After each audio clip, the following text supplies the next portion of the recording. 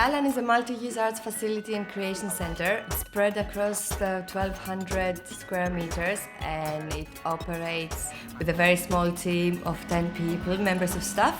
We host artist studios on the ground floor. We operate music technology studios where the old police cells used to be in the basement.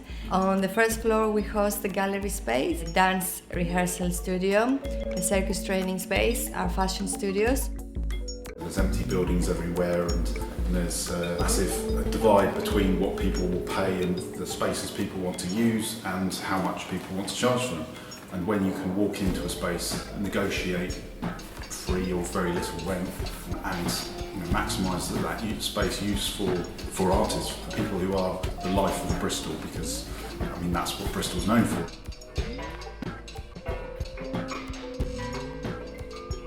It started quite anarchistic.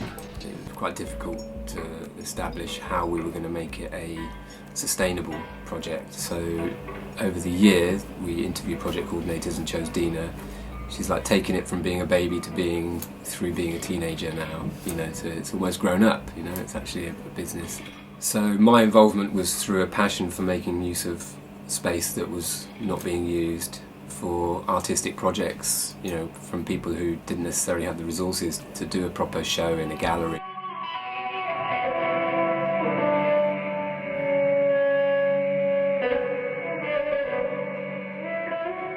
Do all sorts of things. It's not specialism, which I think is a real strength of the organisation.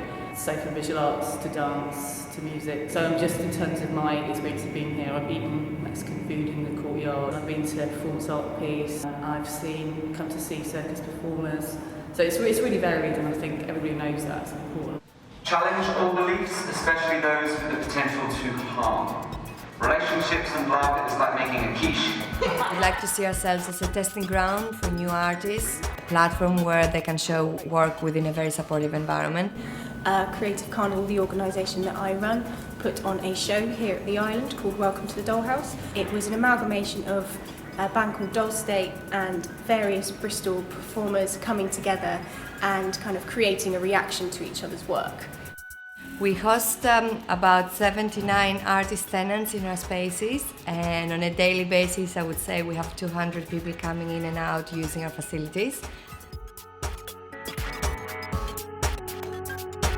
I completely love my space. I love the people that are here, I love the location of it. It's in the city centre, so I'm near everything. As a designer, it's so important to take it to the next level of being able to go to work and sort of having a different space that is your job, and you class it more then as an actual job. You go into work for 9 o'clock and you're leaving at 6 o'clock. I've probably had, I think, 5 spaces now in the island. All totally different sizes. Some were in the basement, some were in the old holding cells. Eventually I ended up here, which is the old police stables. And it's currently a live room for recording, and it doubles as a rehearsal room for local bands to come and use. And we've got a vocal booth in the corner, so it was all kind of built from scratch. It was one big open space and a bit of a blank canvas. So we levelled the floor, built the walls, and did as much soundproofing and acoustic treatment as we could. I've probably done something like 50 projects in the last couple of years that I've been based here. The support and investment that the island have put into it allowed me to make a nice business out of it. So I'm really busy at the moment, and hopefully will continue to be. We are investing a lot of time in developing partnerships with other organisations in Bristol and working with individual artists to support them to take that step forward. Creative Carnival are an unfunded organisation. We raise no money for ourselves through the events that we do, so the island was incredibly helpful in allowing us not to use the space for free, because obviously the island needs to make its money, but we were allowed to use it for quite a small amount of money, and then we gave an extra bit of a donation to the island afterwards, because we sold out all 3 nights, and we wouldn't have been able to do that if the island didn't already have such a wonderful reputation and we hadn't had their help backing us. I use dance space at the island to teach my classes. We did a few trial runs of classes, and this autumn we set up a programme of morning classes, so giving dancers the opportunity to dance and train every morning of the week at quite good prices, and that encourages people to come together to train every morning and also to meet each other and be in a shared space. So that's been going really well, and that the pilot has run from September this year until it will run until Christmas, and hopefully we'll carry on after Christmas. You know, it's so hard making friends, let alone professional relationships, when you get to a certain age in a new city, and coming to the island and training with people and meeting people, and before you know it, you've got an event on. It's a creative space, it's a community space, and it's a functional space for practice and training and development. For me, I'm a printmaker and a sculptor, so I'll make a lot of my initial drawings here, and there's so many other artists in the building that you can talk to other people about what they're doing, and they'll have a completely different discipline, so you can kind of play around with what they're doing, and it keeps everyone's work fresh and new because you're mixing it up all the time. So in our studio we've got 7 artists, 3 illustrators, another sculptor, a painter, a writer, bookmakers, jewellery makers, so it's really, really fun and diverse. I also work in the framing workshop downstairs, which is in the old police reception desk, which is quite fun. I feel very deeply about how much people have put their time in as volunteers over the years for the project. It's sort of like opened up a really valuable sort of asset in Bristol for the creative arts scene, and for anybody that wants to explore different sort of ways of developing themselves or putting on projects within Bristol. And I have been in other institutions like universities and other print studios, and you know, you're worried more about the social aspects of it, whereas here everyone's kind of on the same level, and you know, everyone around here is friendly and nice. And then if I want to put on an exhibition, I could go and make my frames downstairs with my partner. But then aside from all of the arty stuff, there's always like really interesting, thought-provoking talks and performances and workshops, which some might consider not art-related. So it's quite nice that when you come to work, you stumble upon stuff that you wouldn't normally, which again is important to the diversity of each member here. We tend to operate with an open doors policy, so all artists can come and speak to us and get advice or come with an idea, and we can try to make it happen. We also operate on a very transparent and supportive approach environment, and we definitely have a kind of make things happen attitude. The main thing we produce is a festival called Mayfest, which is a 10-day festival that happens every year in May. Across different venues in Bristol. We use the island quite a lot because it's really versatile and has lots of different spaces. The island's quite flexible in that we can change and adapt spaces to make the best use of them for each performance-specific need.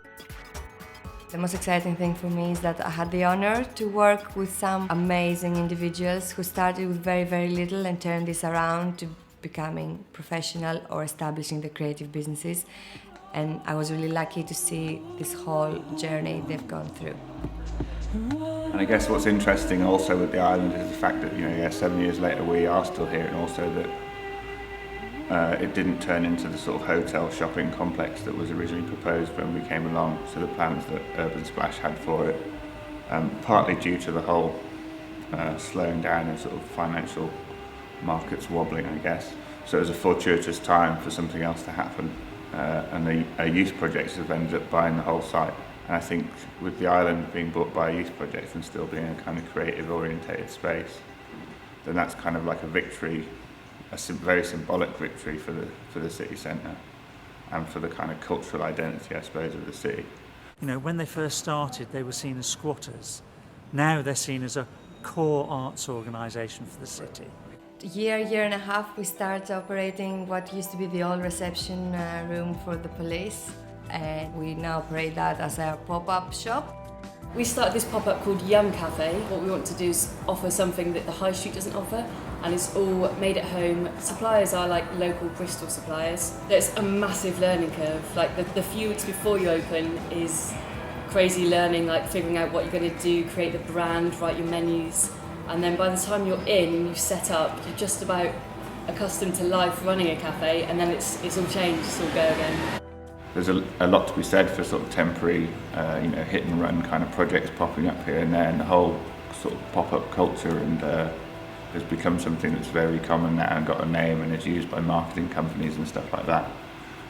Slightly to the detriment of artists that used to get cheap space, I suppose. That's what happened with the rates relief situation, whereby it used to be something that supported artists, then you suddenly got a lot of pop-up shops coming in and doing things in really expensive, highly rated spaces. There's a lot to be said about temporary work in unusual spaces, but there's also a need for some kind of permanent space that can kind of hold that, I suppose, and hold the equipment, or some kind of central hub that's a foundation project maybe, or several of them ideally, I think. For me, the biggest challenge of them all is the fight for a more permanent home that I feel we really deserve, because it's one of those fears that is always at the back of your mind, and you need to learn to push it at the back of your mind and carry on working on an everyday basis with the same or even more enthusiasm and passion. If you want that kind of vibrancy of stuff happening in a city, then I think that you should be thinking about, or we should be thinking about, how the foundation of that remains. As all the spaces get developed, there's less and less opportunities for things to be shown. So it's kind of like it's quite a challenging time, I suppose, in that sense. With Matt Maudlin I will travel, still